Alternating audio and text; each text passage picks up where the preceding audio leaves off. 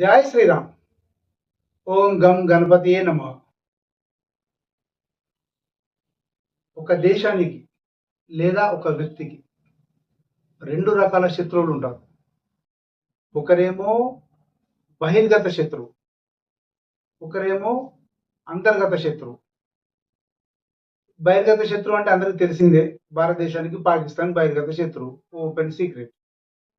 అంటే వాడు తెలిసిపోతాడు, బహిర్గత శత్రువు వాడు ఉంటాడు. అరే వాడు ఇవాళ ఇట్లా పోతుండు, హైదరాబాద్ లో ఈ రూట్ నుంచి ఇట్లా పోతుండంటే, అరే మనం ఆ రూట్ లో పోతున్నాం, వాడు 10 మందిని తీసుకొని పోతుండు, మనం ఒక్కళ్ళం పోతున్నాం రా అని చెప్పి వాడు దొరికిపోతాడు. లేదా మనం దొరికిపోతాం, అరే వాడు కూడా 10 మందితో పోతుండ్రా బయట, మరి వాడు ఏ పని మీద పోతుండో మనం పోతుండే ఏమైనా చేయొచ్చు, మన జాగ్రత్తలో మనం ఉండాలని చెప్పని ఎదురుగా శత్రుత్వం కనిపిస్తుంది. ఇది అందరికి తెలిసిందే. బహిర్గత శత్రువు గురించి అందరికి తెలిసిందే. అంతర్గత శత్రువు గురించి కూడా అందరికి తెలిసిందే. ఎవడు వాడు మనతో ఉంటాడు, మన పక్కలో ఉంటాడు, మన గురించి అన్ని తెలుసుకుంటాడు, మనం పతనాన్ని మన అంతం చూసాక వాడు వదిలిపెట్టాడు, లేకపోతే వాడు అంతమైపోతాడు. ఈ క్రమంలో వాడైనా అంతమైపోతాడు. వాడు అంతర్గత శత్రువు. సో ఇప్పుడు భారతదేశానికి బహిర్గత శత్రువు కంటే కూడా అంతర్గత శత్రువులతో ప్రమాదం ఉంది మిత్రులారా. పాకిస్తాన్ చూసుకుందాం, ఏదంటే అది. ఇంకా మనకి శత్రువులు ఎవరున్నారు? శ్రీలంక కాదు, బంగ్లాదేశ్ ఏం చేసేది ఏం లేదు, నేపాల్ ఏం లేదు, చైనా చూసుకుందామంటే చూసుకుందాం. నీ దగ్గర ఏముందో నా దగ్గర కూడా అది ఉంది.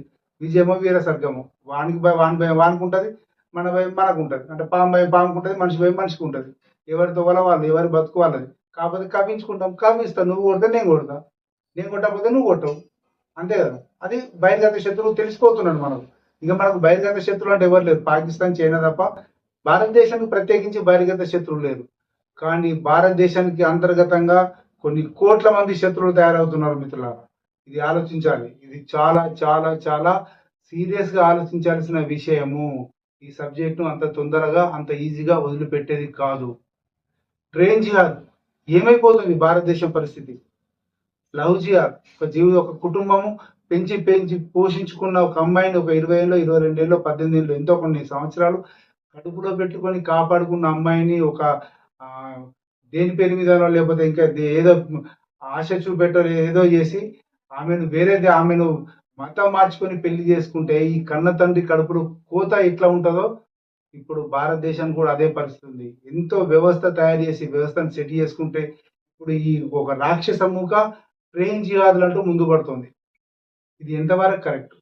దీన్ని ఎలా, ఈ సమస్యకు పరిష్కారం ఏమిటి? భారతదేశంలో ఉన్న 140 కోట్ల మందిని దేశభక్తులుగా చేయగలమా అనేది ఇప్పుడు ప్రశ్న. ఇది చాలా చిన్న విషయమేం కాదు.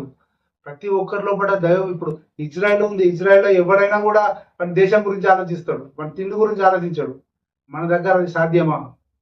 కాదే. మరి ఇట్లా ఇప్పుడు ఎవడో పోకిరి వేదన, లేకపోతే కొందరు పోకిరి వ్యవస్థల, లేకపోతే ఒక ఆర్గనైజేషన్, ఆ పోకిరికి సంబంధించిన ఆర్గనైజేషన్, లేకపోతే మతోన్మాద సంస్థకు సంబంధించిన ఆర్గనైజేషన్ రైలు పట్టాల మీద అది పడిపోవాలని చెప్పి ఏమేమో చేస్తున్నారు.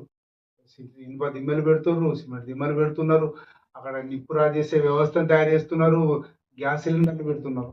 రేపు ఏదన్నా జరిగితే, ఏదన్నా ప్రమాదం జరిగితే ఆ ప్రమాదానికి బాధ్యులు కేంద్ర ప్రభుత్వమా, రాక్షసముఖనా? మరి దీనికి పరిష్కారం ఏంది? నీలో నిజాయితీ, నీలో దేశభక్తి, నీలో జాతీయత లోపించిన రాక్షస నా కొడుకులు ఈ దేశంలో ఎందుకు ఉంటారో ఇంకా అర్థం కాదు. అసలు అది అర్థం కాని సమస్య. ఇక్కడ నీకు ఇష్టం లేదు కదా, వెళ్ళిపోరా భయ్యమ్మ, ఇక్కడ ఉండనే ఉండవు. నువ్వు ఉండేది ఉంటే కరెక్ట్ గా వందే మాత్రం అను, దేశానికి విధేయుడే ఉండు కదా. తర్వాత నీ ఇష్టం, పార్టీ ఏదైనా కానీ నీకు సంబంధం లేదు. నువ్వు ఏ పార్టీ, కాంగ్రెస్లు ఉంటావా, కమ్యూనిస్టులు ఉంటావా, ఎంఐఎంలు ఉంటావా, బీజేపీలు ఉంటావా, అది నీ ఇష్టం. కానీ దేశభక్తిని, జాతీయతను మాత్రం విడవకు. ఇదే అందరు చెప్పేది, కోరుకునేది, ప్రజలందరూ కోరుకునేది కూడా, ప్రజలందరూ ఆలోచించేది కూడా ఇదే. ఇది లోపిస్తుంది. ఇంత వ్యవస్థ అవుతుంది. కొన్ని వేల మంది ఒక ట్రైన్లో పోతుంటారు. ఆ ట్రైన్లో ఎన్ని ఆశయాలు, ఎన్ని భావాలు, ఎన్ని ఆదర్శాలు, ఎన్ని పనులు ఉంటాయి, ఎన్ని అవసరాలు ఉంటాయి.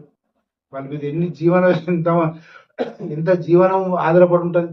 ఒక ఇంటి పెద్ద ఉంటాడు, ఒక సంపాదించే వ్యక్తి ఉంటాడు, లేదా కొడుకు ఉంటాడు, తల్లి ఉంటుంది, తాతలు ఉంటారు. వాళ్ళ ఎన్ని కుటుంబాలు ఇబ్బంది పడుతుంది ఏమన్నా జరిగితే. సరే, అనుకోకుండా జరిగింది విషయం వేరు, కానీ ఉద్దేశపూర్వకంగా చేస్తున్న ట్రైన్ జిహాదును భారతదేశ ప్రజలందరూ కూడా ఖండించాల్సిన అవసరం ఉంది. మిత్రులారా, చాలా సీరియస్ విషయం ఇది. మనం ఏదో సింపుల్ గా తీసుకొని పెట్టేసి ఏదో అనడం కాదు.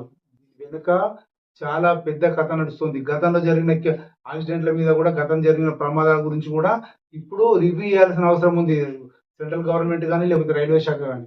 లేదా చేసి ఉండొచ్చు. చేసి ఉన్నా కూడా దానికి ఎలాంటి చర్యలు తీసుకుంటున్నారో, ఏ రకంగా ముందుకెళ్తున్నారో కూడా అర్థం కావట్లేదు. చాలా చిన్న విషయం కాదు. చాలా చాలా చాలా గొప్పగా సీరియస్ గా ఆలోచించాలి. పక్కడబందీ రక్షణ చర్యలు తీసుకోకపోతే ట్రైన్ అనే దాని మీద ప్రజలకు నమ్మకం పోతుంది. ఎందుకంటే ట్రైన్ అనేది బ్రిడ్జ్ మీదకి వెళ్ళిపోతుంది, అడవిలో పోతుంది, రాత్రి పగలు 24 గంటలు తిరుగుతుంటది. జన సంచారం లేని చోట కూడా ట్రైన్లు నడుస్తాయి. సో వీటన్నిటికీ ఆ, తగిన జాగ్రత్తలు తీసుకొని కనుక రైల్వే శాఖను, రైల్వే పట్టాన్ని కనుక బతికించకపోతే రైలు కూడా బతకదు. అలాంటి పరిస్థితి దాపురించింది. కాబట్టి మతోన్మాద వ్యక్తులు ఎవడన్నా కానీ, అంటే ఇది మతోన్మాదులు చేస్తుంటే మతోన్మాదులే, పోకిరి వేదలు ఇలా చేస్తే మాత్రం క్షమించొద్దు. అసలు ఎవరిని క్షమించొద్దు. కానీ మత రంగు పూముకొని మతోన్మాదంతో కనుక ఇలా చేస్తే క్షమించరాని నేరం అని చెప్పి దయచేసి ప్రజలందరూ గమనించాలా, ప్రభుత్వం కూడా గమనించాలి. ఆ రకంగా వాళ్ళని ఎంత కఠినంగా శిక్షించినా కూడా సంతోషపడే వాళ్ళే భారతదేశంలో చాలా మంది ఉంటారు. కాబట్టి ప్రభుత్వము, రైల్వే శాఖ దీని విషయం మీద, ఈ ట్రైన్ జిహాద్ మీద చాలా సీరియస్ గా ఆలోచించాల్సిన అవసరం ఉందని చెప్పి మాత్రం కోరుకుంటున్నారు జనం. జై శ్రీరామ్.